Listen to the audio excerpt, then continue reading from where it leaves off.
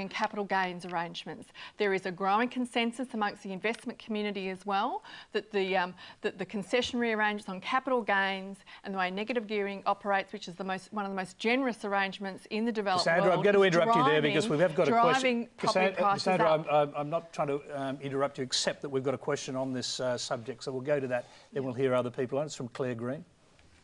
My question is, why is negative gearing on investment property treated as a sacred cow by both parties? This is an obvious area for reform, given our fiscal situation and the recommendations of several leading inquiries and experts. Does our federal politicians' reluctance to address this issue have anything to do with the fact that parliamentarians own an average of 2.5 properties each? I'm going to go to Chris Bowen first.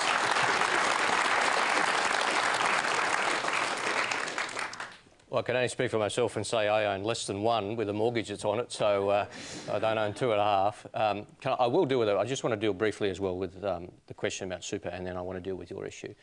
Super for housing is a really bad idea for 3 reasons. Firstly, if you turn up at an auction with $20,000 or $30,000 from your super in your pocket, guess what? The other person in the auction's got the same.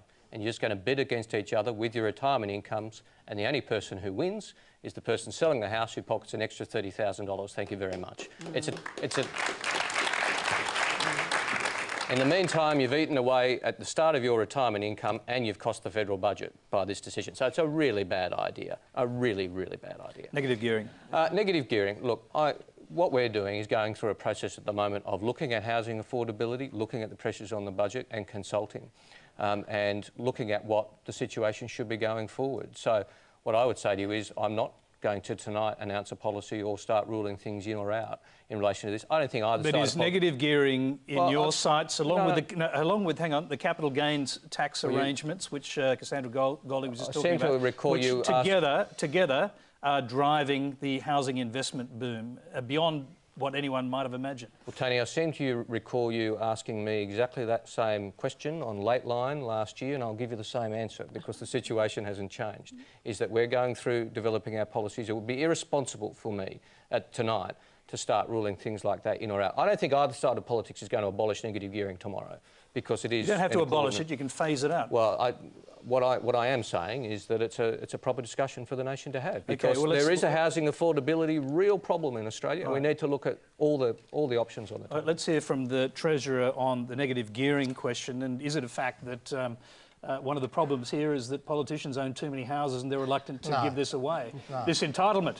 No, that's a bit of a cheap shot. I think the main point is, well, it is. I mean, let's be fair dinkum.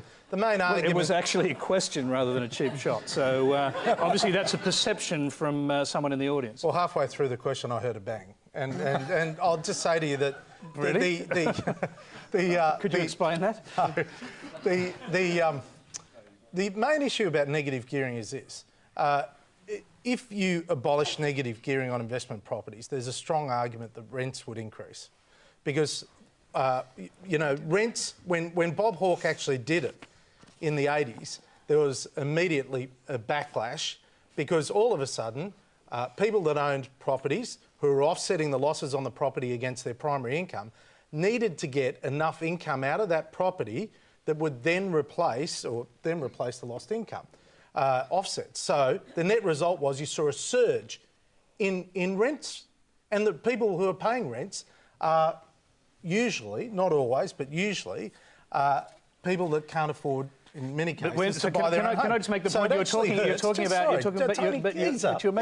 you're making a historical point here. No, I'll make it. Well, and the thing is that history changed when you halved capital gains tax during the Howard era. And so the combination of capital gains tax incentives and negative gearing are driving an investment boom beyond what anyone imagined. But go back a sec. The negative gearing, if, you know, Saul Estlake and people like that have an alternate view, right, which is fine. But if you could see some evidence to say that you would not see any increase in rents if you abolish negative gearing, there might be a more compelling case. But I don't see that, right? In relation to capital gains... Sorry, hang on. Capital gains tax? Yeah. Well, I mean... The good news, Treasurer, is there's lots of evidence already, provided that the policy class doesn't exclusively come from Sydney.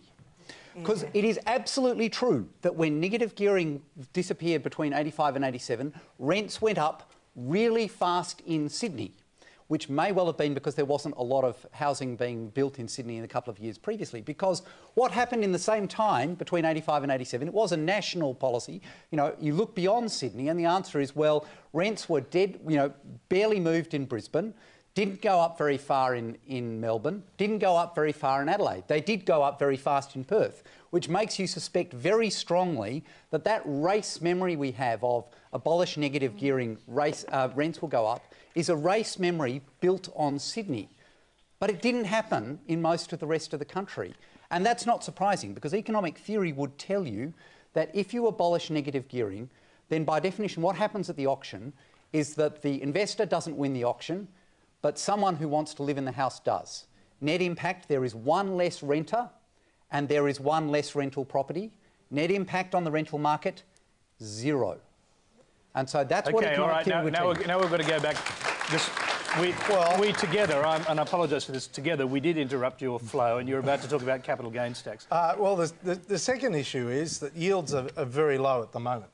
Right, and in a low yield environment, you're going to see people pour their money into real estate, which is traditionally lower yield compared to equities and a range of other investments, if you exclude capital gains. Now, one of the reasons why capital gains tax was cut was so that we could compete with the rest of the world. The fundamental challenge Australia faces, the big difference between now and the 1980s, is that money is mobile.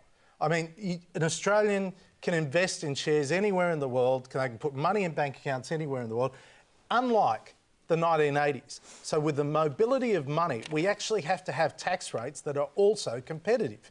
And we're not just competing against New Zealand with a top personal tax rate of 33%, or the UK, which has, you know, a company tax rate in the 20s, early 20s. We are competing against Singapore and Hong Kong. And that is a segue, if I might say, to our next question, which is from Mike Yeldon.